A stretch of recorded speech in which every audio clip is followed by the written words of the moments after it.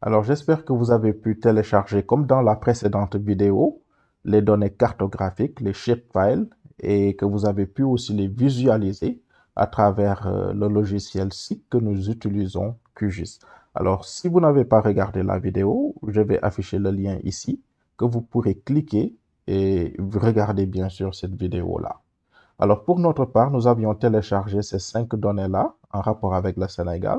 Donc, voici les différentes couches et nos couches seront affichées ici, comme vous le voyez au niveau de ce panneau.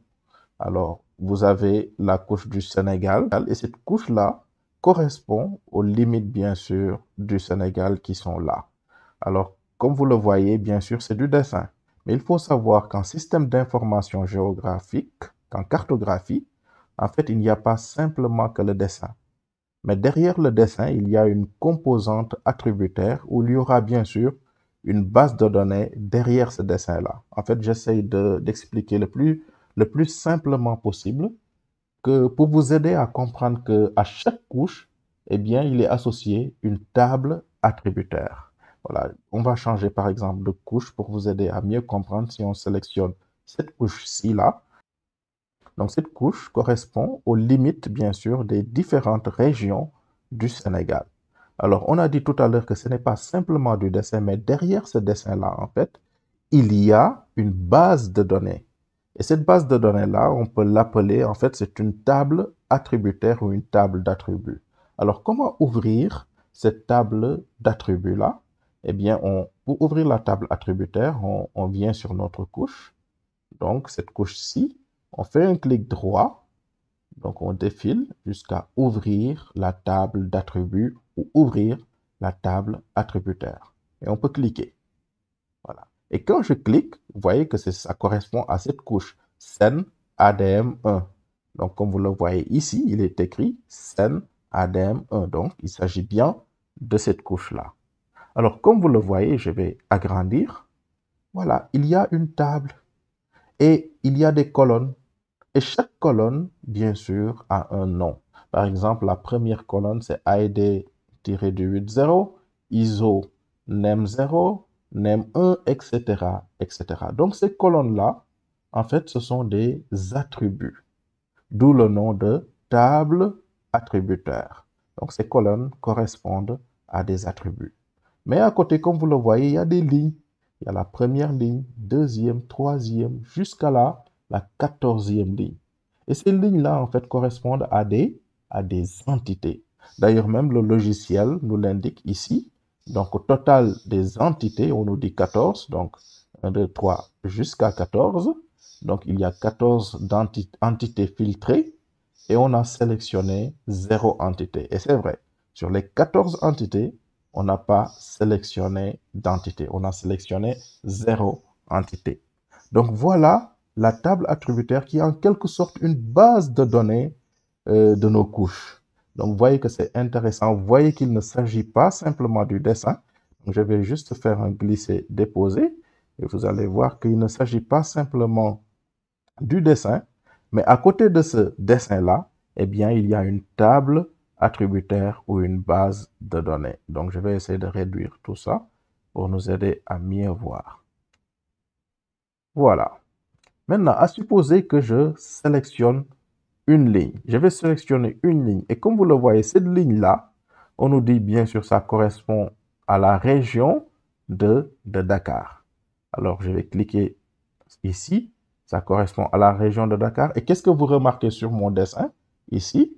Eh bien, sur cette couche-là, eh bien, vous voyez que la région de Dakar a été sélectionnée, n'est-ce pas? Si je veux désélectionner la région de Dakar, vous connaissez bien sûr l'outil de désélection. Alors, on vient ici pour désélectionner et la région de Dakar a été désélectionnée. Donc, vous voyez que sur mon dessin, eh bien, quand je sélectionne au niveau de la table attributaire cette entité-là, eh bien, vous voyez que j'ai sélectionné la région de Dakar et j'ai tous les renseignements sur la région de Dakar qui sont renseignés dans la table. On aurait pu mettre ici la population. Alors ici, on va mettre la population de Dakar. Là, on va mettre la population de l'autre région, par exemple. Ce sera la population de la région de Fatick, ainsi de suite, ainsi de suite. Donc, on peut renseigner ces tables en fonction, bien sûr, de la thématique qu'on va traiter, n'est-ce pas? Alors, je peux aussi sélectionner la région de Fatick. Et là, je vois que j'ai bien sélectionné la région de Fatick. On peut sélectionner la région de Louga, etc., etc. Donc, vous voyez que c'est intéressant. Vous voyez que ce n'est pas simplement du dessin, mais ce sont des tables attributaires. En fait, ça ressemble un peu à Excel, comme vous le voyez. Bien sûr, là, on me dit qu'il y a 14 entités, et sur les 14 entités, je n'en ai sélectionné qu'une seulement. Donc, je vais faire un glisser-déposer, voilà. Je n'en ai sélectionné qu'une seulement. Alors, je vais agrandir tout ça. Voilà. Donc, à chaque fois que je vais dessiner ici une entité, je vais ajouter une entité, eh bien, il va y avoir une autre colonne qui va s'ajouter. Si je dessine encore, voilà, une entité, j'ajoute une entité, eh bien, une autre colonne va s'ajouter. Donc, je vais prendre l'exemple pour vous aider à comprendre rapidement, sans trop rentrer dans les détails parce que ce n'est pas le but. Par exemple, je suis là, je dessine, voilà, etc. J'ai fini mon dessin. Voilà, ensuite je clique sur OK et vous voyez que j'ai dessiné. Donc ce que je vais dessiner, ça va correspondre normalement à une région. Et comme vous le voyez, avant on avait 14 lignes, 14 entités, et là on a une 15e qui s'ajoute. Et cette 15e là, bien sûr, je peux renseigner les tables. Comme ici, voilà, cette table là va correspondre à quelque chose, ce sera Sénégal. Là, on est toujours au Sénégal. Ensuite, voilà, pour la région ici, je vais mettre la région à laquelle correspond bien sûr ce que je viens de dessiner. Si c'est une région, à supposer que je dis quelque chose, je prends un exemple comme ça, à supposer que c'est Pikine. Alors, Pikine, donc on va dire que ça correspond à la région de Pikine. Donc, c'est juste un exemple que je donne. Je ne dis pas que Pikine est une région. Voilà, il faut qu'on s'entende bien. Donc, c'est juste pour que vous puissiez comprendre. Donc, une fois que c'est fait, vous voyez qu'on peut renseigner, voilà, autant de choses que l'on veut au niveau de la table attributaire. On aurait pu ajouter aussi une colonne pour dire que, voilà, cette colonne-là, c'est la population, voilà, ou bien sûr le nombre de voitures, ou le nombre d'hôpitaux. En tout cas, ça dépend de la thématique sur laquelle on travaille, n'est-ce pas? C'est très important de comprendre ça. Donc ça, je ne vais pas enregistrer ce que je vais faire, je ne vais pas tenir compte, je sors. Voilà, c'est bien. Donc l'essentiel est que vous puissiez comprendre que ce n'est pas juste du dessin, ce n'est pas juste des entités comme ça, mais à chaque fois que je vais dessiner, eh bien, il y aura une nouvelle entité qui va s'y ajouter. Là, comme vous le voyez, on a montré toutes les entités. Alors, j'ai la possibilité de sélectionner, par exemple, cette entité-là. Voilà. Et si je veux sélectionner en même temps pour Kaolack, qu'est-ce que je dois faire? Eh bien, je dois maintenir mon doigt au niveau du clavier sur CTRL.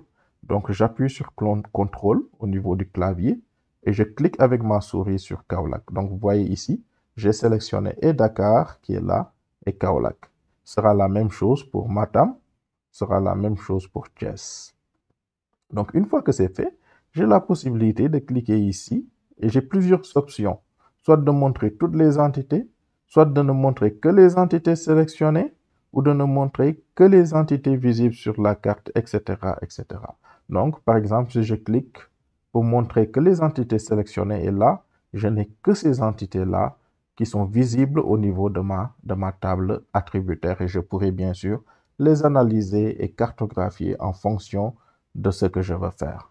Donc, j'espère que cette vidéo-là vous a plu. J'espère que ça a été vraiment simple. J'ai essayé d'expliquer les choses d'une manière simple pour que vous puissiez comprendre que ce n'est pas simplement du dessin, mais derrière ce dessin-là, eh bien, il y a une base de données, il y a une table attributaire, bien sûr, qui ressemble à Excel.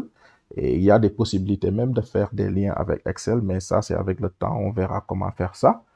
Alors, j'espère que cette vidéo vous a plu. Si elle vous a plu, eh bien, mettez un pouce bleu et abonnez-vous.